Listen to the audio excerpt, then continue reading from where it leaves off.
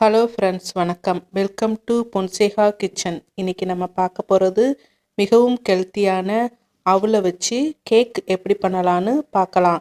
ரொம்ப ஈஸியாக செஞ்சிடலாம். 10 நிமிஷம் தான் ஆகும். வாங்க எப்படி பண்ணலான்னு ஃபஸ்ட்டு பார்ப்போம். வாங்க வீடியோக்குள்ளே போகலாம். ஃபஸ்ட்டு ஒரு கப் அவல் எடுத்துக்கோங்க.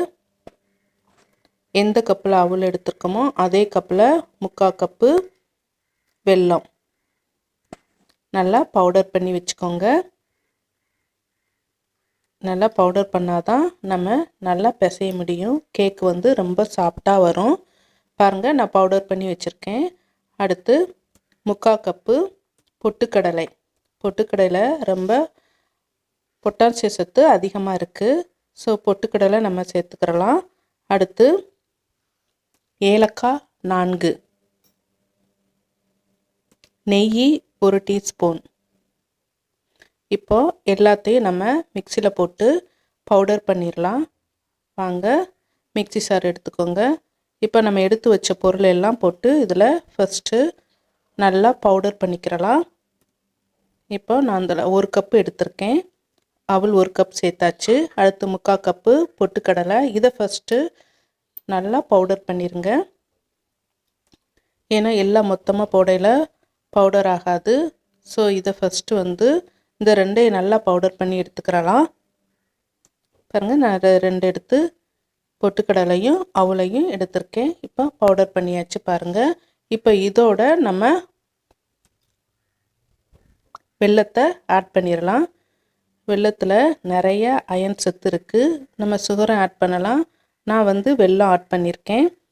வெல்லம் இல்லாதவங்க சுகரும் ஆட் பண்ணிக்கிறலாம். பாருங்கள், ஏற்கனவே பவுடர் பண்ணியாச்சு. இப்போ இதோட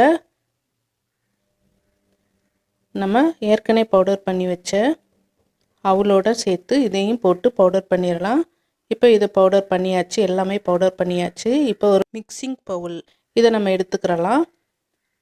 எடுத்துட்டு நான் ஒரு 3/4 கப்பு தண்ணி எடுத்திருக்கேன். இந்த தண்ணியை கொஞ்சம் கொஞ்சமாக ஊற்றி நல்லா பிசைஞ்சிருங்க. இந்த பாருங்கள், இந்த பதத்தில் வரணும். இந்த பதம் வர வரைக்கும் நீங்கள் தண்ணி ஊற்றி நல்லா பிசைஞ்சிடலாம். இப்போ கேக் டின் எடுத்துருங்க. கேக் டின்னில் எல்லா பக்கமும் நல்லா நெய் வச்சு தடவிக்கிறலாம். தடவிட்டு நம்ம அரைச்சி வச்ச அவலை இதோட நம்ம ஆட் பண்ணிக்கிறலாம்.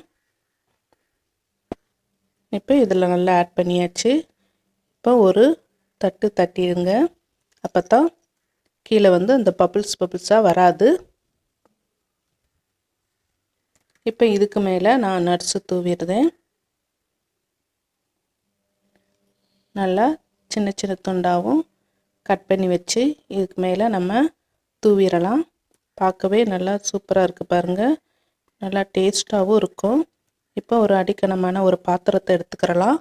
இதில் தேவையான தண்ணி ஆட் பண்ணிக்கிறலாம். நான் ஒரு 1.5 கிளாஸ் ஆட் பண்ணியிருக்கேன். இப்போ இதில் ஒரு ஸ்டாண்டு வச்சுக்கோங்க. இப்போ இந்த ஸ்டாண்டுக்கு மேலே தான் நம்ம கேக் டின்னை வைக்க போகிறோம். பாருங்கள், இதுக்கு மேலே கேக் டின்னை வச்சிடலாம். இப்போ கேக் டின்னை வச்சுட்டு நல்லா மூடி வச்சுருங்க. 10 நிமிட்ஸ் நல்லா வேகட்டும். இப்போ அதுக்கு மேலே ஒரு தட்டை வச்சு நல்லா மூடிடுங்க.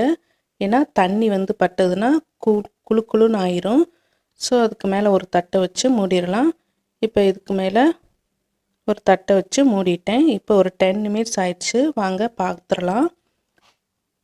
வாவ், நல்லா வெந்துருச்சு பாருங்கள்.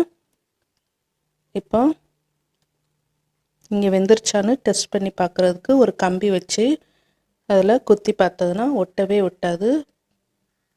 இப்போ அதை நம்ம தனியாக எடுத்துடலாம். எடுத்துட்டு ஒரு 2 செகண்டு நல்லா ஆற விடுங்க. ஆற விட்டுட்டு ஒரு கத்தி வச்சு நல்லா 4 பக்கமும் நல்லா கீறி விட்டு எடுத்துருங்க. பாருங்கள், சூப்பராக வந்திருக்கு. பாருங்கள், அவல் கேக்கு ரெடி ஆயிடுச்சு. ரொம்ப ஹெல்த்தியாக இருக்கும், ரொம்ப டேஸ்ட்டாகவும் இருக்கும். இப்போ பிரட்டி போட்டுடலாம். பாருங்கள், சூப்பராக வந்திருக்கு. பிஞ்சு போகாமல் பார்க்கவே நல்லா இருக்குது பாருங்கள். இது குழந்தைகளுக்கும் சரி பெரியவங்களுக்கும் சரி சூப்பராகவும் டேஸ்ட்டாகவும் இருக்கும். ரொம்ப ஹெல்த்தியானதும் கூட. நம்ம சோடா உப்பு, பேக்கிங் பவுடர் எதுவுமே யூஸ் பண்ண தேவையில்லை. எதுவுமே யூஸ் பண்ணாலுமே ரொம்ப சாஃப்டாக இருக்கும். இப்போ நான் கட் பண்ணி காட்டுறேன் பாருங்கள். வெட்டவே ரொம்ப சூப்பராக வந்துருச்சு. இப்போ இதை சாப்பிட்டு பார்க்கலாம்.